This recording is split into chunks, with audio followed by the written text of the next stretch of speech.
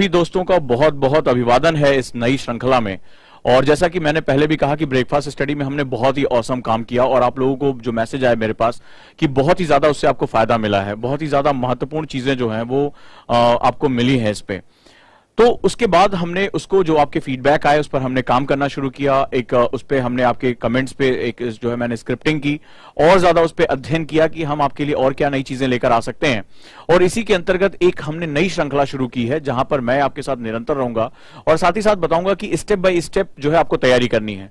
बीच में जो ब्रेक मैंने आपको दिया उसका यह कारण था कि मैंने 15 से ज्यादा एक लंबी श्रृंखला आपके साथ शेयर किया था जहां आपने बहुत कुछ सीखा, जैसे नोट्स कैसे बनाते हैं, जैसे आपको अपना जो है माइंडसेट कैसे मेंटेन करके चलना है, पढ़ाई कैसे करनी है, समय प्रबंधन की चीजें क्या होंगी। इस बार जो ये श्रृंखला दोस्तों मैं लेकर आ रहा हूं उसमें और ज्यादा वैज्ञानिक अध्ययन को मैंने इसमें इनपुट दिया है। न्यूरो लिंग्विस्टिक इनपुट्स को मैंने और ज्यादा बढ़ाया क्योंकि ये बड़ा हाई टाइम है। जिनको 2021 देना है उनको प्री की प्रिपरेशन के लिए उनको पसीने आने शुरू हो गए होंगे, वो बहुत ही हाई टाइम में एंटर कर चुके हैं। नंबर 1। नंबर 2, अगर हम बात करें तो यहां पर बेसिकली हमें इस सेगमेंट पे जो है वो डील करना है कि कैसे जो 2022 है उनके लिए भी अब यही राइट टाइम है कि वो अपना जो है वो कमर कस लें और इस जंग में कूदने के लिए तैयार हैं ताकि उनको जो है वो एक पर्याप्त समय मिल सके तैयारी करने का। तीसरा, जो 2000 जिनको 23 देना है उनके लिए भी अब वो सेकेंड लेवल में जाने के लिए ज्यादा प्रिपेयर हो पाएंगे। राइट, तो ऐसी बातें करते हैं जहां पर हम लोग लगातार जो है वो काफी अच्छे से काम कर सकते हैं। तो चलें दोस्तों, ओके मुझे बोलिए तो हम शुरू करते हैं अपना काम। वेलकम हरनीत। राइट, मेरे ख्याल से अब तबीयत तुम्हारी सही हो चुकी होगी। तो आप लोगों ने किया और आप लोगों ने बार बार जब कहा कि सर इस श्रृंखला को दोबारा शुरू करिए तो मैं इस बार इस श्रृंखला का नाम थोड़ा और मॉडिफाइड किया है, let's crack UPSC with Ojaank sir. यानी कि अब यूपीएससी का डंका बजा के हम रहेंगे।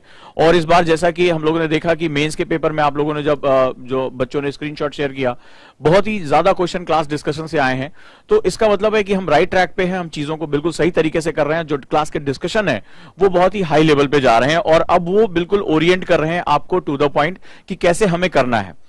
अब बात करते हैं, मैं मान के चलता हूं, मैं सबको 0 मान के चल रहा हूं कि यहां से एक एक श्रृंखला को मैं लेकर आऊंगा और पर डे आपको कुछ नई चीजें देखने को मिलेंगी। इसमें आपको करंट मुद्दों को भी देखने को मिलेगा। इसमें मैं आपकी पूरी एक, जिसे मैं बार बार कहता हूं, एक लाइन जो कि मेरे हिसाब से जीवन की सबसे महत्वपूर्ण लाइन है, आईएएस व्यक्ति नहीं, आईएएस व्यक्ति नहीं व्यक्तित्व का इम्तिहान है।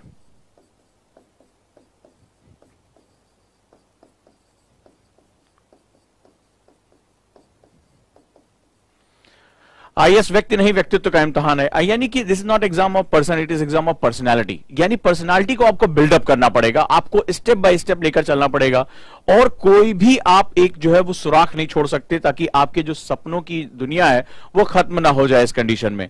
तो दोस्तों ये आपके लिए बहुत ही महत्वपूर्ण है, बहुत ही ज्यादा इंपॉर्टेंट है।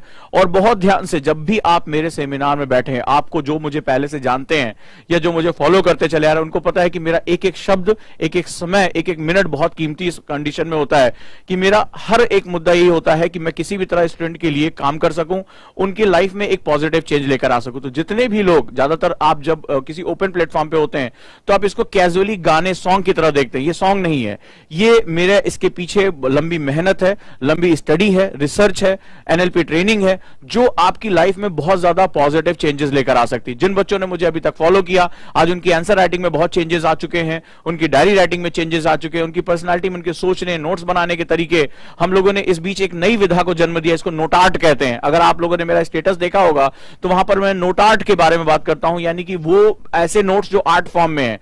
और लोग बहुत विस्मित हो रहे हैं कि आपके बच्चे ये नोट्स कैसे बनाते हैं। तो ये सब चीजें आपके लिए हैं, बस अब हम स्टेप बाय स्टेप चलना शुरू करते हैं। शुरू करें? यस यस, प्लीज आप मेरे जो है वो थम्स अप करें और हम शुरू करते हैं अपना आज का काम। राइट, तो चलिए अब हम बात करते हैं कि इस व्यक्तित्व निर्माण की प्रक्रिया में हम कैसे शामिल हो सकते हैं। स्टेप बाय स्टेप हम चलेंगे और पर्सनालिटी डेवलपमेंट के इस मैथोलॉजी में हम कैसे जाएंगे।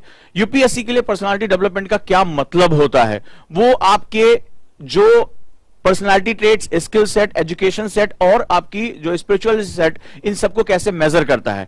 और इसके लिए उसने बहुत ही बढ़िया व्यवस्था अपने पेपर में कर रखी है। जब हम यूपीएससी को क्रैक करना चाहते हैं, हम सभी का यह सपना है, हम सभी इसीलिए यहां पर हैं। आप अपना समय मुझे दे रहे हैं, मुझे सुन रहे हैं, मेरी बात को आप जो है समझ रहे हैं। तो चलिए अब हम लोग इस पे बातचीत शुरू करते हैं कि अगर यूपीएससी को क्रैक करना है तो एक मिथ होता है कि गए एडमिशन लिया, पढ़ाई शुरू की, किताबें पढ़ ली और यूपीएससी में सिलेक्शन हो जाएगा। लेकिन जैसे जैसे आपका समय बीतता है, जितना मेरा अनुभव है बच्चों के साथ, जैसे जैसे आप इसमें अंदर जाते हो, उसमें आपको दिखाई पड़ता है कि बहुत से चैलेंजेस आपके सामने आते हैं। एक ऐसी परेशानियां सामने आती हैं जिनके बारे में ना कभी किसी ने बताया था, ना किसी को आप बता सकते हो। कैसे किसी को बताओगे कि जब मैं पढ़ने बैठ रहा हूं तो मुझे थकान लग रही है, जब मैं पढ़ने बैठ रहा हूं मुझे याद नहीं हो रहा है, नोट्स बनाने में मोनोटोनस एक जो है वो सेगमेंट क्रिएट हो रहा है, मैं बहुत ज्यादा देर तक रिटेंशन नहीं कर पा रहा हूं इंफॉर्मेशन को, मुझे पॉलिटी तो समझ में आ रही है लेकिन मैं जो है इकोनॉमी के साथ अपने आप को फैमिलियर नहीं कर पा रहा हूं और मुझे सारे सब्जेक्ट्स पे अपनी जो है डील करनी है।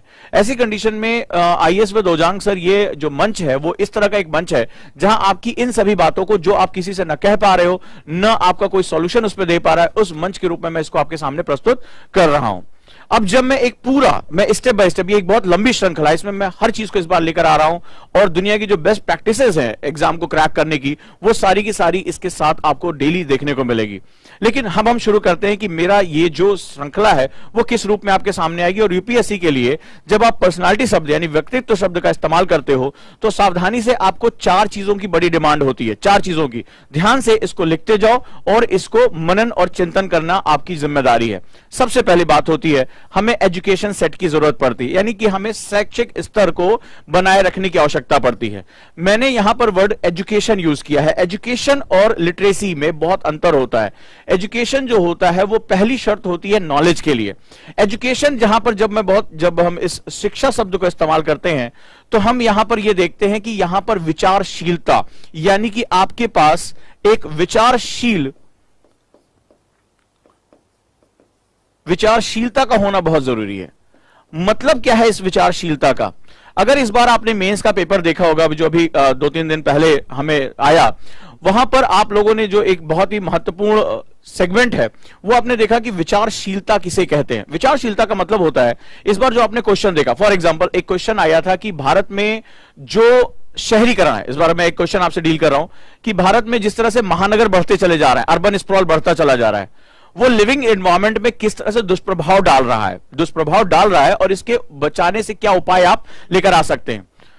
लिविंग एनवायरमेंट यानी कि जीवित पर्यावरण से क्या तात्पर्य है, तो यहां पर जो उसने कुछ स्पष्ट नहीं किया है और उसने बताया कि किस तरह से अर्बन स्प्रॉल यानी कि महानगरों का फैलना वो जो लिविंग एनवायरमेंट है उसको दुष्प्रभावित कर रहा है और आपसे पूछ रहा है कि आप उपाय क्या बताओगे। जब आप इस प्रश्न को विचार करोगे, ये कहीं किताब में ऐसे लिखा हुआ नहीं मिलेगा, ये कहीं पर जो है वो किसी लेक्चर नोट्स में छपे हुए नहीं मिलेंगे। इसके लिए आपको अपने क्लास के आर्गुमेंट्स को जोड़ना पड़ेगा। जैसे मैंने इसको क्लास में जब डिस्कस किया तो सबसे बड़ी बात है जिसको हम लोग मेट्रोपॉलिटन कहते हैं, वहां की जनसंख्या 10 लाख से ज्यादा होती है।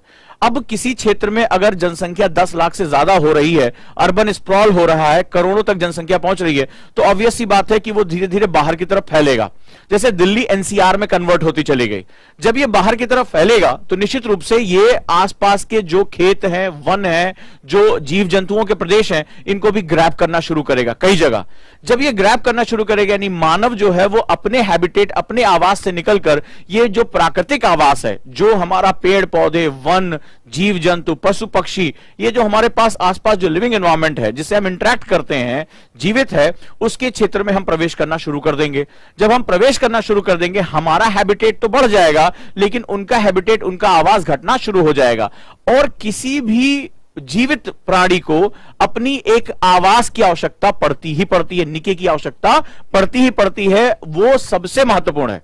अगर उसके पास आवास नहीं है तो वर्नेबल हो जाएगा। ठीक है, तो हम क्या होता है, हम ताकतवर होते हैं और नतीजा क्या होता है, धीरे धीरे हम किसी भी रूप में उसके आवास में पहुंच रहे हैं। हम, आपने देखा कि राष्ट्रीय राजमार्ग में हमने ट्रेन चला दी, उस ट्रेन से कई हाथी कटकर मर गए, पूरे साल भर ये चर्चा में चला। तेंदुए शहरों में चले आ रहे हैं, लोग उनको मार दे रहे हैं पीट पीट के, या जो है गोली मार दे रहे हैं। एक्चुअली में वो हमारे आवास में नहीं आए, हमने उनके आवास में प्रवेश करना शुरू कर दिया। अब इससे क्या होगा, मैन एनिमल कॉन्फ्लिक्ट या मैन नेचर कॉन्फ्लिक्ट जो है वो आना शुरू हो जाएगा और इससे क्या होगा, बड़ी समस्या आ जाएगी। अब हमें उनको बचाने के लिए हमें उनके आवास की सुरक्षा की गारंटी देनी पड़ेगी। लेकिन आवास की सुरक्षा की गारंटी कैसे, क्योंकि मनुष्य की आबादी तेजी से बढ़ती चली जा रही है। हाल ही में एक रिपोर्ट आया कि आने वाले कुछ सालों के अंदर एक बहुत महत्वपूर्ण बदलाव आएगा कि जो मानव का जय भार है यानी बायोमास जो है वो, यानी ये स्पेसीज जो है इकलौती, हमारी तरफ बहुत सी स्पेसीज हैं, लेकिन मनुष्य जो है वो अब आने वाले समय समय में टॉप पर आ जाएगा, वो सभी स्पेसीज में पूरी दुनिया पर सबसे अधिक जय भार वाला होगा, यानी हमारी आबादी इतनी ज्यादा हो चुकी होगी, यानी हम अब जो है वो मालिक हो चुके हैं इस ग्रह के, इस प्लैनेट के हम मालिक हैं। तो वैसी कंडीशन में ऑब्वियस सी बात है कि हमसे ज्यादा ताकतवर कोई नहीं है। अब हमारी आबादी अगर बढ़ रही है, हम जो है वो अपना अर्बन स्प्रॉल करते चले जा रहे हैं, हम जो प्राकृतिक पर्यावरण है उसको नष्ट करते चले जा रहे हैं, तो निश्चित रूप से जो हमारे जीव जंतु, पशु पक्षी, पर्यावरण, ये सब नष्ट होना शुरू हो जाएगा। जो भी प्रकृति ने दिया है, चाहे अगर हम नदियों को भी जीवित माने तो हम उसको भी नष्ट करते चले जा रहे हैं। हमारे जितने भी प्राकृतिक संसाधन है, चाहे भूमि हो, वन हो, जीव जंतु, पशु पक्षी, सूक्ष्म जीव, विविध जीव, ये सब कुछ नष्ट होते चले जाएंगे। तो सवाल है कि अब आपसे उपाय पूछ रहा है, तो अब ये क्या होगा? ये जो प्रश्न है ये विचारशीलता का प्रश्न है, ये कोई रटा रटाया सेट नहीं होगा। यहीं पर सबसे बड़ी गलती होती है हमारे स्टूडेंट से। वो क्या होता है, उसको लगता है कि एक सिलेबस नाम की चीज होती है, जैसे यूनिवर्सिटी में एग्जाम देने जाते हैं तो भाई 5-10 साल का पेपर कर लिया और उसी में से क्वेश्चन आ जाते हैं, पासिंग मार्क मिल जाता है, या जितने मार्क्स मिलने होते हैं अपना आ जाता है, बी कॉपी सी कॉपी भर दिया तो बढ़िया नंबर हमें मास्टर साहब दे देंगे। यहां पे दिक्कत ये है, यहां पर तो एक तो शब्द सीमा होती है कि आप इतने वर्ड में ही लिखेंगे, स्थान की सीमा होती है। दूसरा, इसमें जो प्रश्न होते हैं वो डायरेक्ट प्रकृति के होते ही नहीं है। आपसे थोड़े पूछ रहा है कि पर्यावरण से आप क्या समझते हैं, शहरीकरण से क्या तात्पर्य है, बताइए पर्यावरण को नुकसान पहुंचाने में शहरीकरण का योगदान क्या है। ये ग्रेजुएशन का क्वेश्चन हो सकता है, ये आपके यूनिवर्सिटी, आपके कॉलेज का क्वेश्चन हो सकता है, ये यूपीएससी का क्वेश्चन नहीं है। क्योंकि यूपीएससी आपसे सिर्फ सिलेबस को पूरा करने की डिमांड नहीं कर रहा, वो आपसे एजुकेटेड होने की बात कर रहा है। एजुकेटेड का मतलब होता है, वो कहता है अपने सिलेबस में कि आपको जो है वो विचारशील होना पड़ेगा, आपको थॉटफुल प्रोसेस में जाना पड़ेगा, और आपको दो अलग अलग डायमेंशन को या दो से ज्यादा डायमेंशन को जोड़ने की क्षमता आपके अंदर होनी चाहिए। यानी कि जो सबसे पहले रिक्वायरमेंट है वो आपसे ये नहीं कह रहा है कि आप गोल्ड मेडलिस्ट हो, ना बाबा, कुछ नहीं, आपसे गोल्ड मेडलिस्ट की बात भी नहीं कर रहा है, आपसे यह भी नहीं कह रहा कि आप टॉप क्लास जो है कॉन्वेंट स्कूल में पढ़ के आए हो या फलानी जगह पढ़ के, यह भी नहीं कह रहा है। जो चीज आपसे कह रहा है वो ये कह रहा है कि जब आप यूपीएससी की आप जो है वो सिलेक्शन प्रक्रिया में शामिल होना चाहते हैं तो आपको अपने आसपास होने वाली समस्त चीजों के प्रति विचारशीलता होनी चाहिए। अर्थात विचारशीलता कहां से आती है, बहुत महत्वपूर्ण है। सबसे पहला आता है ये क्या बात हो रही है, दूसरा क्यों हो रही है, किसके लिए हो रही है, यानी कि you have ability to ask the questions. विचारशीलता कहां से आती है, क्वेश्चन से। यूपीएससी अदापा कार्तिक जो थे, जब उन्होंने यूपीएससी को टॉप किया तो उन्होंने पूछा गया कि आपकी सफलता का राज क्या है। उन्होंने कहा कि मेरे पास 6 नौकर हैं, ये 6 सेवक ने जो है वो मेरे लिए काम किया और मुझे आईएएस बना दिया। तो लोगों ने कहा अच्छा ऐसा कैसे हो सकता है, 6 नौकर कौन से हैं? उन्होंने कहा क्या, क्यों, कैसे, कब, किसके लिए, ये जो है वो मेरे पास जो है वो कुछ ऐसे प्रश्नों का सामुच्चय है जब मैं हर चीज के पीछे लगा देता हूं, और जो मुझे मेरे टीचर पढ़ा रहे हैं, जो बुक्स मुझे बता रही हैं, उसके पीछे मैं विचारशीलता पैदा करता हूं, उसके पीछे मैं थॉट प्रोसेस एस्टैब्लिश कर देता हूं कि आखिर मैं क्या पढ़ रहा हूं, क्यों पढ़ रहा हूं, किसके लिए पढ़ रहा हूं, इसका उद्देश्य क्या है, पर्पस क्या है मेरा पढ़ने का। और जब मेरे पास ये सेट क्रिएट हो जाता है, यानी कि मैं किसी भी चीज को पढ़ने से पहले मैं गांधी पढ़ रहा हूं, नेहरू पढ़ रहा हूं, स्वतंत्रता आंदोलन पढ़ रहा हूं, मैं भारत की जो है वो संसाधन पढ़ रहा हूं, तो मैं एक क्वेश्चन सेट तैयार करता हूं कि पर्पस क्या है मेरा पढ़ने का, क्या टॉपिक है पढ़ने का, मैं इसको क्यों पढ़ने जा रहा हूं, पढ़ने के दौरान हेडिंग्स क्या है, इन हेडिंग्स का उद्देश्य क्या है, मैं एक क्वेश्चन सेट तैयार करता हूं। इससे सबसे बड़ा फायदा होता है मैं और मेरा विषय दोनों अटैच हो जाते हैं। मैं और मेरा विषय जैसे ही दोनों अटैच होते हैं, मेरा अपने सब्जेक्ट के प्रति एप्टीट्यूड बदल जाता है, मेरी अभिरुचि बदल जाती है, सीखने का मेरा सामुच्य जो है वो बदल जाता है। और जब ये चीजें होती हैं, कई स्टूडेंट ये नहीं जानते हैं, वो आते हैं मुझसे बात करते हैं या कई जगह से, सर नई एनसीईआरटी या पुरानी एनसीईआरटी। मैं पूछता हूं क्यों एनसीईआरटी, जो आते हैं सर पुरानी एनसीईआरटी पढ़े, हजारों की संख्या में मेरे पास मैसेज आते हैं। क्वेश्चन है क्यों एनसीईआरटी, तुम्हारा मकसद क्या है एनसीईआरटी से निकालने का? एनसीईआरटी तो 6ठी क्लास के बच्चे को सिखाई जा रही थी ना, 7वीं क्लास के बच्चे को सिखाई जा रही थी, क्योंकि उद्देश्य यानी पर्पस ही उस 6ठी क्लास के बच्चे और आपके बीच का अंतर तय करता है। और यकीन मानिए 90% स्टूडेंट को यह अंतर ही नहीं पता है कि यह अंतर है क्या, बेसिकली कि उसको कैसे अलग करना है। कि 6ठी क्लास का बच्चा जिसको सीखना है कि पृथ्वी गोल है, गुलाब के रूप में है, घूमती है, दिन रात होता है, और आप जो देश की सबसे प्रतिष्ठित एग्जाम के लिए जा रहे हैं, उन दोनों के बीच में अगर मकसद का अंतर नहीं होगा, उद्देश्य का अंतर नहीं होगा, विवेकशीलता का अंतर नहीं होगा, तो ये किताबें आपके लिए आपकी कब्रगाह बन जाएंगी, समय खाएंगी, पैसा खाएंगी और आपका करियर भी खाएंगी। यानी उद्देश्य का होना इस एग्जाम की पहली शर्त है। और जब एजुकेशन सेट पर मैं आता हूं तो उसमें आपका विचारशील होना, क्यूरियस होना सबसे जरूरी शर्त हो जाता है। अगर आप विचारशील नहीं हैं, अगर आप भारत की परंपराओं, भारत की समस्याओं, भारत की चुनौतियों, भारत के संघर्षों, भारत की अपॉर्चुनिटीज, इनके बारे में अगर आपकी विचारशीलता नहीं है और आप सिर्फ फैक्ट याद करना चाहते हो, तो सॉरी टू से ये एग्जाम आपके लिए नहीं है। आप गोल्ड मेडलिस्ट हो, गले में टांग के घूमो, ठीक है, माथे पे चिपका लो, कोई मतलब नहीं। और आप एक गांव देहात से सेकंड डिविजनर हो, लेकिन आपके अंदर अपने हिंदुस्तान के लिए विचारशीलता है, अगर उसके पास कुछ, आपके पास नयापन है, आप प्रश्न पूछने की क्षमता रखते हो, तो ये एग्जाम तुम्हारा है। हमारे ही बीच में इस समय हमारे एक बहुत ही प्यारे स्टूडेंट है हरनीत, माफी चाहूंगा हरनीत, लेकिन हरनीत का जो शरीर है वो हमारी आपकी तरह सक्षम नहीं दिखाई पड़ता, शरीर की बात कर रहा हूं, ठीक है। हमारे बीच में इस समय है, मैं हरनीत में आपका एग्जांपल लेना चाहता हूं। इनके माता पिता मेरे पास आए थे और इन्होंने जो है बताया था कि ये बच्चा आपके साथ पढ़ना चाहता है। अभी ये कोविड से भी जूझ रहे थे कुछ समय पहले, इन्होंने बताया। यकीन मानिए दोस्तों, हरनीत को मैं हमेशा याद करता हूं। अगर आज की डेट में मुझे ये नाम मेरी क्लास में नहीं दिखाई पड़ता तो मुझे बेचैनी सी होती। क्यों? ये व्यक्ति इतने क्वेश्चन पूछता था, जब सर ये क्यों होता, वो क्यों होता, और मैं उतने ही पेशेंस के साथ इसका जवाब भी देता हूं। कई बार मैंने डांटा भी कि हरनीत आपका क्वेश्चन जो है बियॉन्ड द लाइन जा रहा है, आप दूर जा रहे हो। लेकिन मुझे एक अंदर ही अंदर खुशी होती थी कि ये स्टूडेंट जागरूक है। और प्रश्न पूछते पूछते शुरुआत में इसने ढेर सारे इधर उधर गड्ढ मड्ढ क्वेश्चन पूछे इधर, लेकिन धीरे धीरे मैंने एक नोटिस महसूस जो किया कि इसके प्रश्नों की गंभीरता बढ़ती चली जा रही है। ये हमारे एजुकेशन सिस्टम की सबसे खूबसूरत बात है। मेरे क्लास स्टूडेंट है, कॉन्सेप्टर बैच के स्टूडेंट है, और इनकी सफलता को लेकर मैं बहुत ज्यादा आशान्वित हूं, ठीक है। मैं हरनीत आप ही के बारे में बात कर रहा हूं। तो यहां पर जो मैं बात कर रहा हूं कि एक टीचर, सबसे बड़ी बात आज की हमारा जो हमारा एजुकेशन सिस्टम है वो क्यूरियोसिटी को खत्म करता है। आप प्रश्न पूछोगे डांट खाओगे, ठीक है। मैंने भी अपने टीचर से डांट खाई थी। लेकिन एक सेगमेंट वो होता है कि जहां आपकी क्यूरियोसिटी को आगे बढ़ाने का काम किया जाता है, आपकी क्यूरियोसिटी को आगे ले जाने का काम किया जाता है, which is very important, right. कभी लगेगा तो मैं हरनीत से आप लोगों को मिलवाऊंगा। ये जो है चल नहीं सकते, इनके पेरेंट्स जो हैं वो बहुत इनको लेकर जो है वो बहुत क्यूरियस थे कि मेरे बच्चे का क्या होगा क्या नहीं होगा। बट एक व्यक्ति अपने इरादों से अपनी चीजों को दिखाता है, ठीक है। वो ये दिखाता है कि शरीर की लिमिटेशंस कोई बहुत बड़ी लिमिटेशंस नहीं है, मेरे दिमाग में क्षमताएं हैं, मैं वो चीजें दिमाग से हासिल कर सकता हूं। और इन्होंने वो करके दिखाया, मुझे खुशी हो रही है। शायद आज ये मेरे साथ 5-6 महीने से हैं, और इस 5-6 महीनों में मैंने जो इनके प्रश्नों की ग्रोथ, इनका जो अटेम्प्ट है, जो इनका अपने सब्जेक्ट के प्रति एक रुझान है, वो मैंने यहां इनको जो है देखा है। और आप ये देखिए कि कोविड से जूझ रहे थे, फिर भी अभी इस समय ये क्लास में है, तो मुझे बहुत ही खुशी हो रही है। और इस तरह के जो इरादे वाले बच्चे होते हैं वही यूपीएससी के लिए सबसे महत्वपूर्ण होते हैं।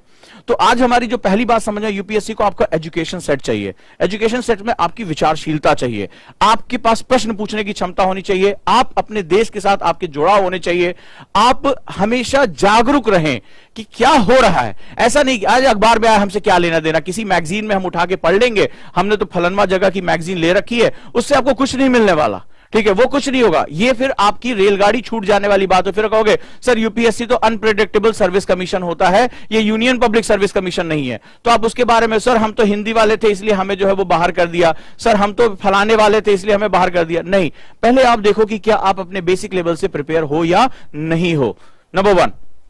सेकेंड वन, हम बात करते हैं स्किल सेट, बहुत ही महत्वपूर्ण है। ये इससे भी ज्यादा महत्वपूर्ण हो जाता है इस एजुकेशन के साथ। मैंने, जैसा कि मैंने आपको कल भी बताया था और जो एक पोस्टर गया था, कि मैं मानता हूं कि यूपीएससी एक वॉर है, ठीक है, वॉर।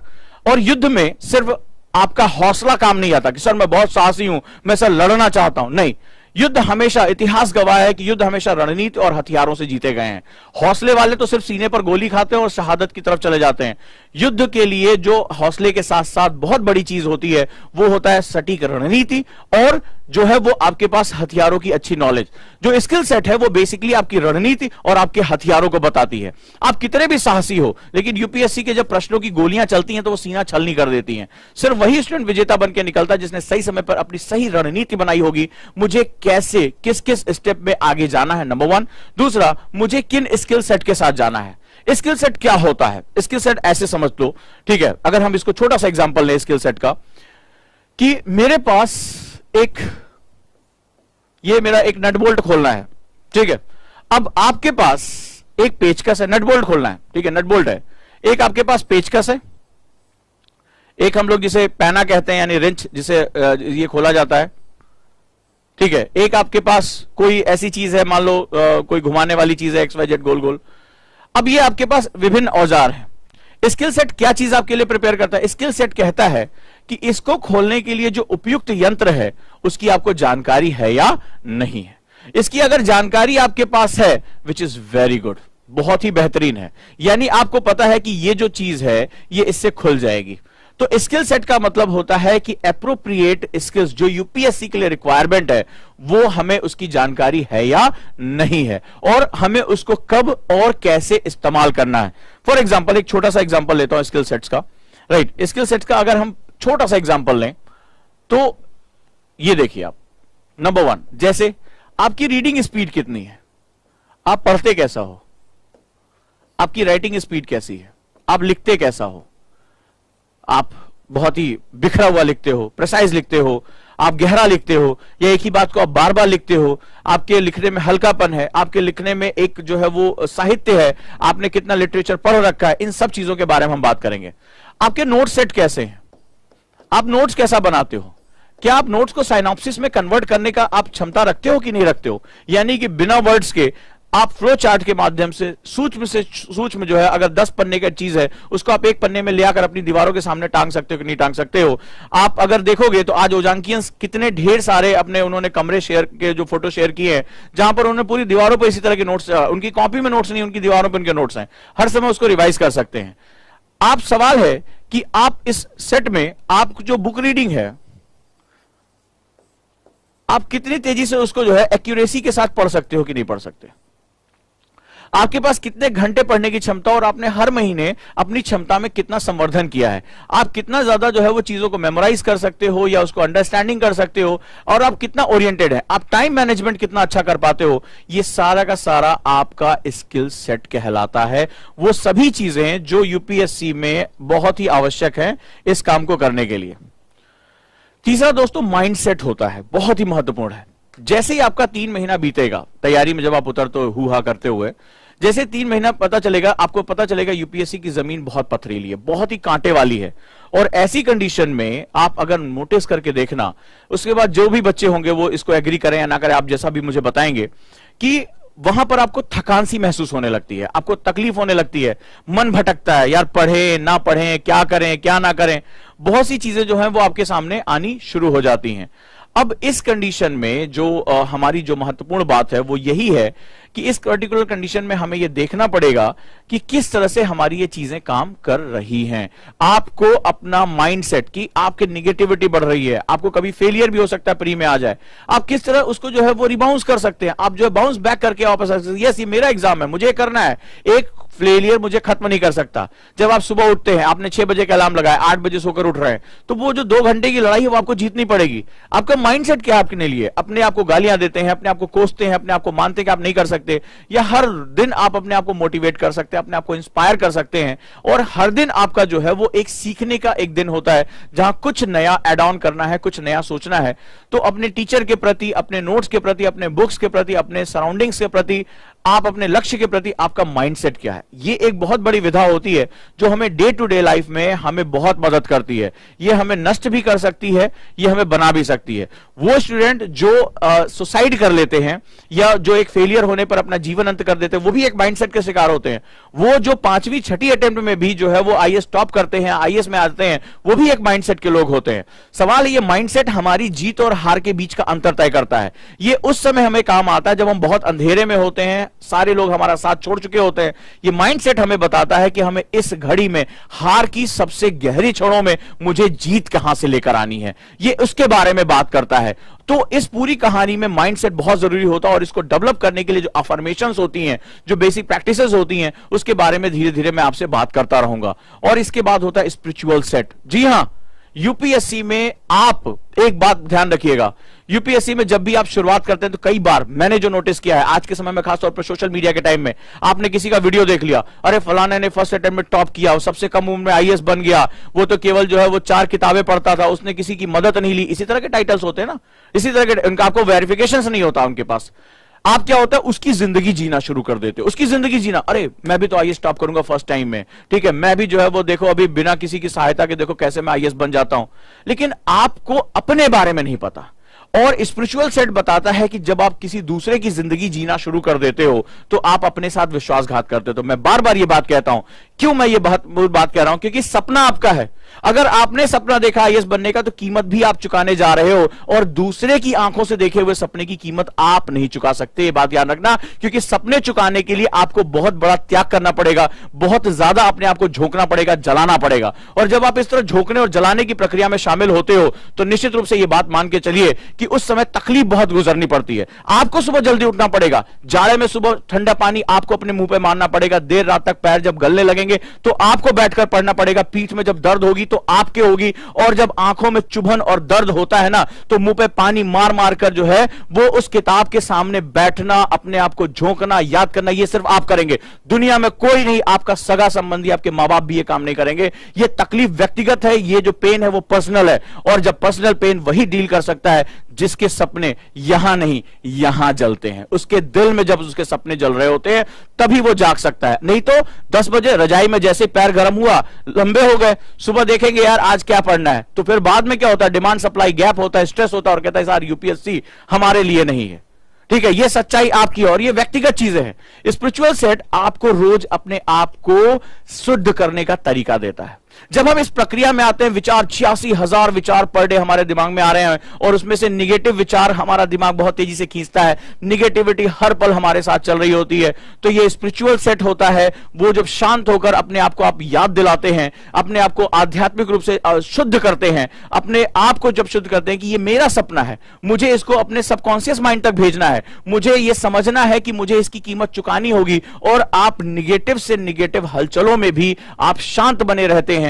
जब आप इस पूरी यात्रा को बहुत शांति के साथ जो है आगे बढ़ाते हैं, बड़ी से बड़ी तकलीफ आ जाए, कुछ भी हो जाए, और आप स्थिर जब बने रहते हैं, दृढ़ बने रहते हैं, मजबूत बने रहते हैं, तो जीत आपकी होती है। हमारा जो एक इनपुट सेट है वो केवल, हमारा कोचिंग तंत्र जितना भी है वो केवल इसके बारे में बात करता है। ये बड़ी महत्वपूर्ण बात है। ठीक है, जितने भी आप प्रोफेशनल आपके इंस्टीट्यूट्स हैं वो केवल इसके बारे में बात करें, हम सिलेबस पूरा करा देंगे 6 महीने में, साल भर में, फलाना में, ढकाना में। लेकिन चूंकि मैं एनएलपी ट्रेनर हूं तो मैं जानता हूं कि इसके बिना इसकी कहानी संभव नहीं है।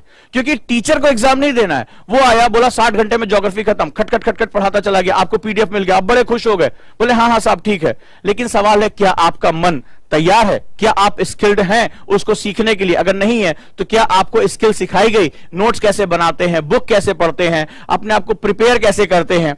माइंडसेट आपका प्रिपेयर है?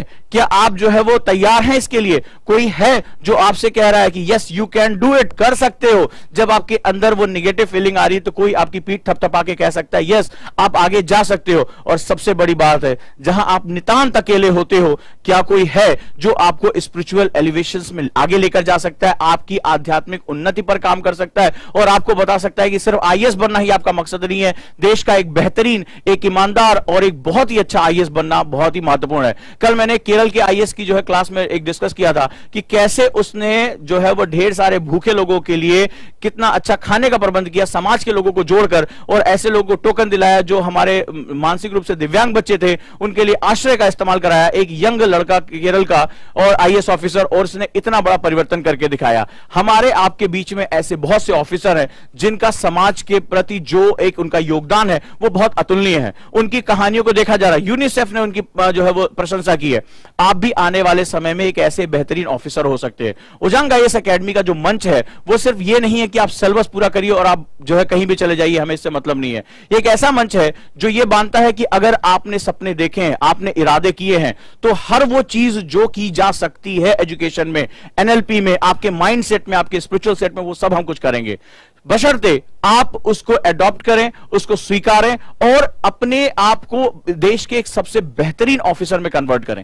आज हिंदुस्तान को जरूरत है ऐसे युवा, ऐसे तेजस्वी लोगों की जो कुछ क्रिएटिव करके रख सके, जो इतनी चुनौतियों से देश को निकाल के लेकर जा सके, जो हिंदुस्तान के उस पोटेंशियल को वापस रीस्टैब्लिश कर सके जिसके लिए हमारा अतीत गवाह रहा है। हम पूरी दुनिया में जो है वो सोने चांदी का देश कहे जाते थे, हम स्वर्णिम युग में रहा करते थे, हमें वो वापस लेकर आना है। और ये अकेले केवल राजनेताओं या किसी और से नहीं हो सकता, वो ऐसे ब्यूरोक्रेट से होगा जिनके पास एक सोच है, जिनके पास एक समझ है और जिनके पास इसको इंप्लीमेंट करने की ताकत है। और मैं इस बारे में यहां जो इतनी मेहनत कर रहा हूं, खड़ा होकर इतना अध्ययन कर रहा हूं और आपको जो बताने की कोशिश कर रहा हूं, उसका पर्पस यही है। मैं मानता हूं कि अगर आप विश्वास करते हो कि एग्जाम आपका है, तो यकीन मानिए आपका यह विश्वास दुनिया की कोई ताकत आपसे छीन नहीं सकती। न कोई गरीबी, न पैसे की कमी, न संसार का विरोध, यह कोई भी चीज नहीं है।